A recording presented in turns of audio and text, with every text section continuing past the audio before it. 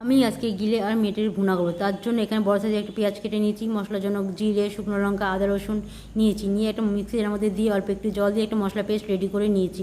তারপরে স্বাদ মতো নুন, পরিমাণ মতো হলুদ, অল্প একটু সর্ষের তেল দিয়ে এটাকে মেখে নেব। মেখে নিয়ে 10 থেকে 15 মিনিটের জন্য রেখে দেবো।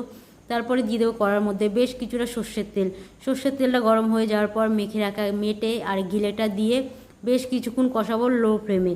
বেশ কিছুক্ষণ কষানোর পর এটা থেকে যখন জল ছেড়ে আসবে তখন গ্যাসটাকে আমরা হাই ফ্লেমে করে দেবো। হাই ফ্লেমে করে দিয়ে আবার 10 থেকে 15 মিনিট কষিয়ে নেব। 10 থেকে 15 মিনিট কষিয়ে নেওয়ার পরে এটা থেকে বেশ তেল ছেড়ে আসবে। তেল ছেড়ে আসার পর তারপরে আমরা দিয়ে দেবো জলটা দিয়ে আবার গ্যাসটাকে আমরা হাই ফ্লেমে করে দেবো 15 থেকে 20 মিনিটের জন্য। 15 থেকে 20 মিনিট হয়ে যাওয়ার পর যখন ঝোলটা শুকিয়ে আসবে আপনারা এখানে চাইলে গরম মশলা অ্যাড করতে পারেন।